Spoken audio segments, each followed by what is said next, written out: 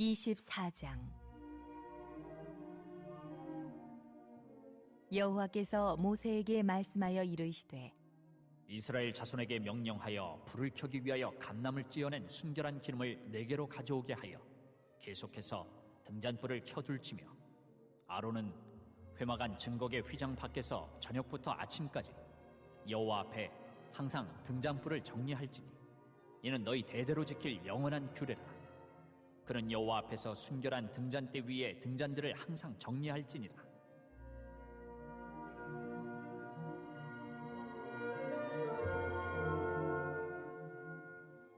너는 고운 가루를 가져다가 떡 12개를 굽되 각 덩이를 10분의 2 에바로 하여 여호와 앞 순결한 상 위에 두 줄로 한 줄에 6씩 진설하고, 너는 또 정결한 유향을 그 각 줄 위에 두어 기념물로 여호와께 화제를 삼을 것이며, 안식일마다 이 떡을 여호와 앞에 항상 진설할지니 이는 이스라엘 자손을 위한 것이요 영원한 언약이니라. 이 떡은 아론과 그의 자손에게 돌리고 그들은 그것을 거룩한 곳에서 먹을지니 이는 여호와의 화제 중 그에게 돌리는 것으로서 지극히 거룩함이니라. 이는 영원한 규례니라.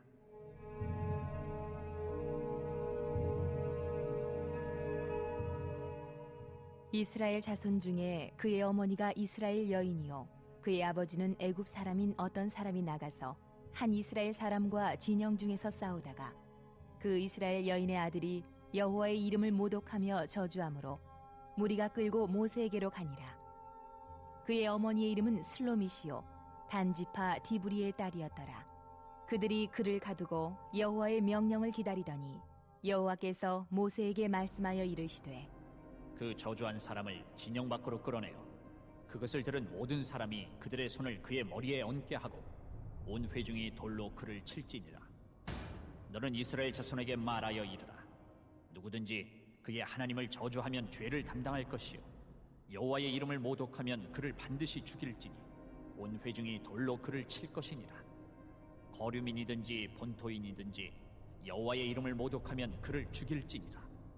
사람을 쳐 죽인 자는 반드시 죽일 것이요 짐승을 쳐 죽인 자는 짐승으로 짐승을 갚을 것이며, 사람이 만일 그의 이웃에게 상해를 입혔으면 그가 행한 대로 그에게 행할 것이니 상처에는 상처로 눈에는 눈으로 이에는 이로 갚을지라. 남에게 상해를 입힌 그대로 그에게 그렇게 할 것이며, 짐승을 죽인 자는 그것을 물어줄 것이요 사람을 죽인 자는 죽일지니 거류민에게든지 본토인에게든지 그 법을 동일하게 할 것은 나는 너희의 하나님 여호와임이니라.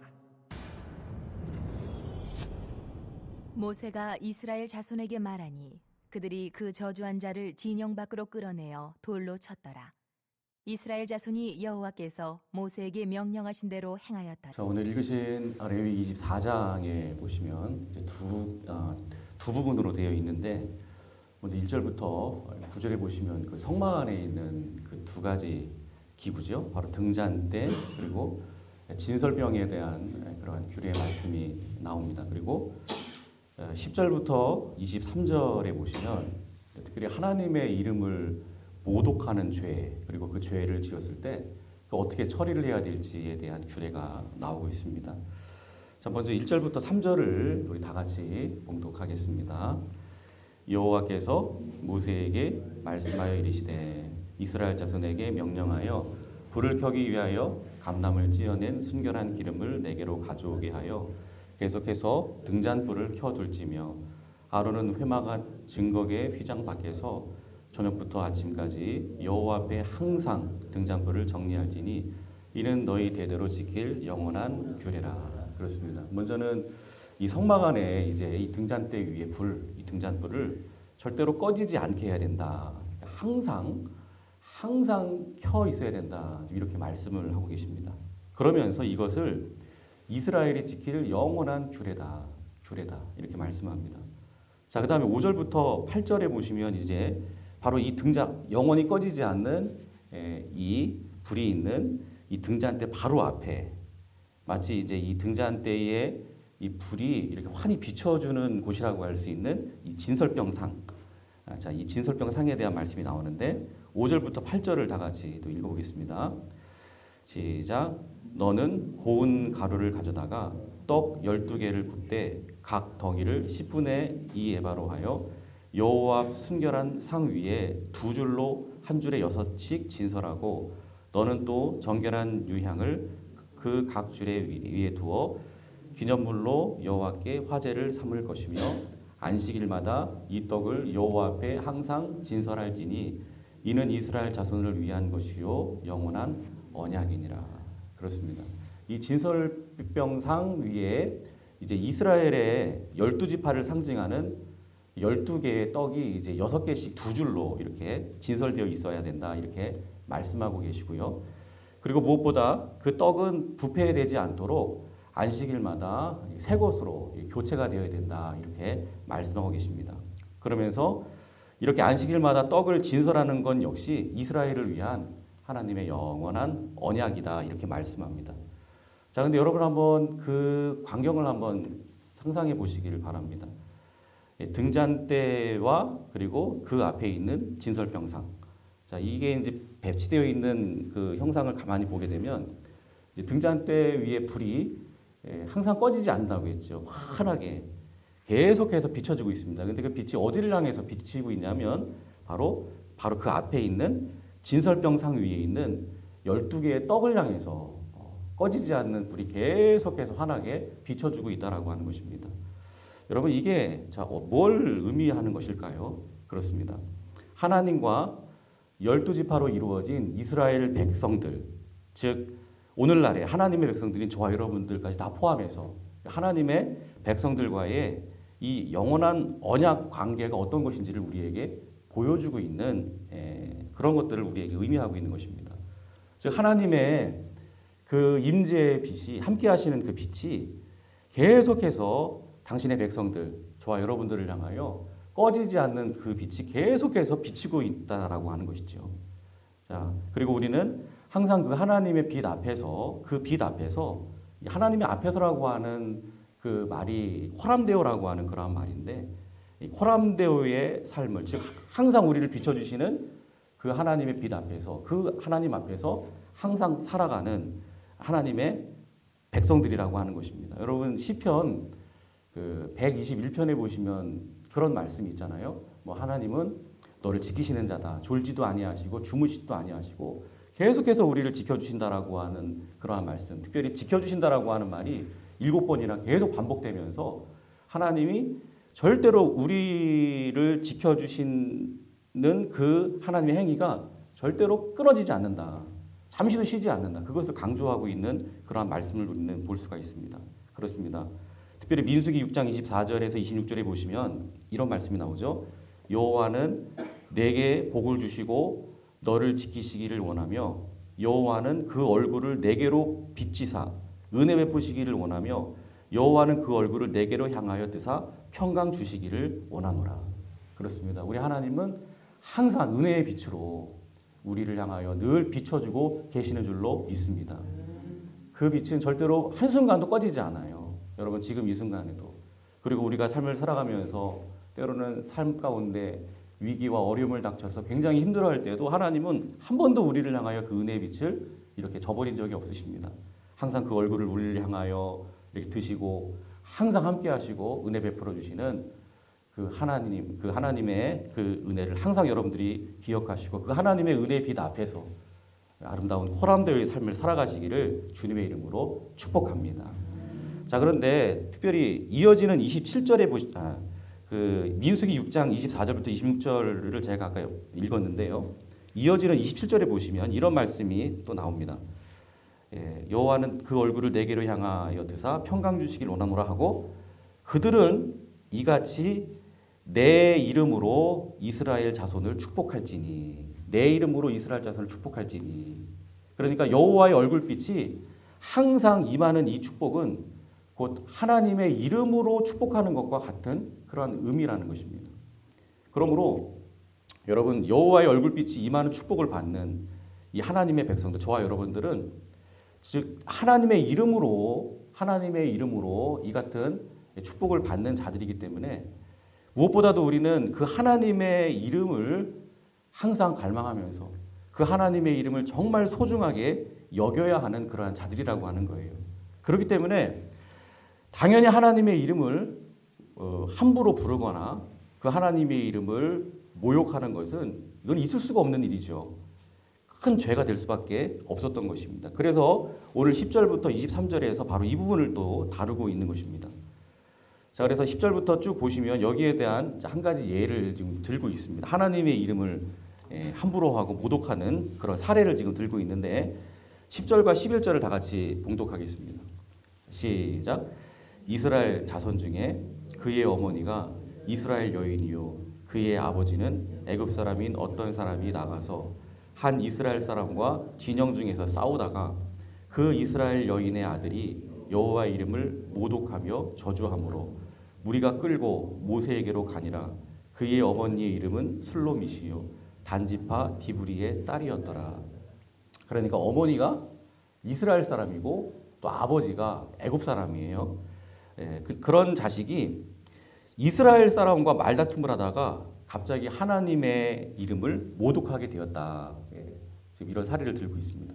바로 이때 12절에 보시면 모세가 이제 이런 경우에 이렇게 하나님의 이름을 막 함부로 막 모독하는 이런 경우에 어떻게 처벌을 해야 될지 몰라서 일단 이 사람을 가두어 놓고 이제 하나님의 처방을 기다리게 됩니다. 이때 하나님께서 내린 처방이 자 무엇이죠? 14절부터 16절을 같이 봉독하겠습니다. 그 저주한 사람을 진영 밖으로 끌어내어 그것을 들은 모든 사람이 그들의 손을 그의 머리에 얹게 하고 온 회중이 돌로 그를 칠지니라. 너는 이스라엘 자손에게 말하여 이르라. 누구든지 그의 하나님을 저주하면 죄를 담당할 것이요 여호와의 이름을 모독하면 그를 반드시 죽일지니 온 회중이 돌로 그를 칠 것이니라. 거류민이든지 본토인이든지 여호와의 이름을 모독하면 그를 죽일지니라. 그렇습니다. 일단 하나님의 이름을 모독한 그 사람을 이제 돌로 쳐서 죽이셨다. 근데 그 절차를 보면은 이렇습니다. 14절 말씀대로 이제 그 사람을 돌로 쳐서 죽이기 전에 이제 반드시 해야 될 일이 있다는 거예요. 자, 그게 뭐냐면 하나님을 모독한 사람이 하나님을 막 모독하고 있을 때 그 모독하는 하나님을 모독하는 소리를 막 싸우는 가운데 들었던 그 상대방이나 또 우연히 그 싸우는 현장을 지나가던 사람이 그 사람이 하나님을 모독하는 그 소리를 지나가다가 귀로 듣지 않겠습니까? 그런 사람들이 있다면 들은 사람이 있다면 어떻게 하라는 거예요? 반드시 이 모독한 사람을 돌로 쳐서 죽이기 전에 그 모독한 사람이 내뱉은 그 하나님 모독하는 그 말을 귀로 들은 그 모든 사람들이 일제히 손을 얹어서 그 하나님을 모독한 사람의 머리에 이렇게 얹어서 안수를 하고 난 다음에 그리고 나서 그를 돌로 쳐서 죽였다는 것입니다. 여기서 모독한 사람의 머리에 이제 이 모독하는 소리를 들었던 모든 사람들의 손을 이렇게 안수한다는 것은 뭘 의미할까요? 그것은 바로 죄를 그 사람에게 다 전가한다는 그런 의미가 있는 것이겠죠. 이 말은 다르게 말씀드리면 곧 하나님의 이름을 모독하는 그 소리를 들은 사람 역시도 죄가 있다. 그러니까 죄가 있으니까 죄를 그 사람에게 다시 돌아가도록 이렇게 전가하는 거 아니겠습니까? 여러분 왜 그 모독하는 소리를 듣기만 했는데 그게 왜 죄가 될까요? 여러분 생각해 보세요.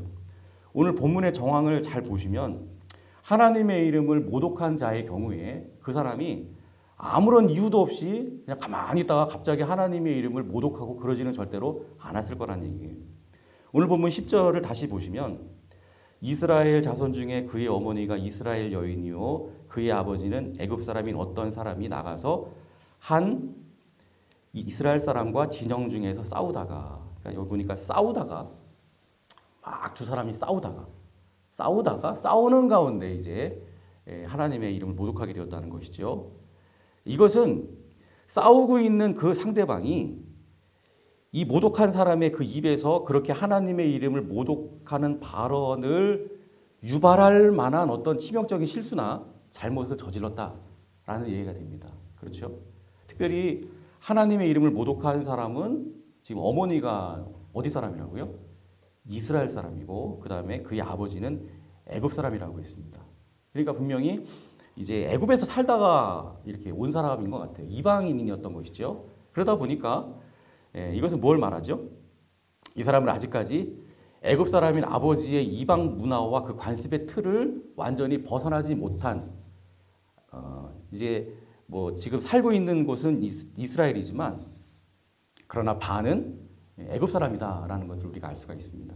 그러니까 이제 하나님의 이름이 얼마나 거룩한 이름인지 잘 몰라요. 그리고 이 하나님의 이름을 함부로 이렇게 불러서도 안 될 만큼 너무나도 소중하고 아주 존귀한 이름이라는 것도 모르죠. 그래서 이스라엘 사람들은 당시 하나님의 이름이 너무나도 귀하고 소중하고 함부로 여길 수 없기 때문에 여호와라고 이렇게 쓰기는 하지만 부르지를 못했습니다.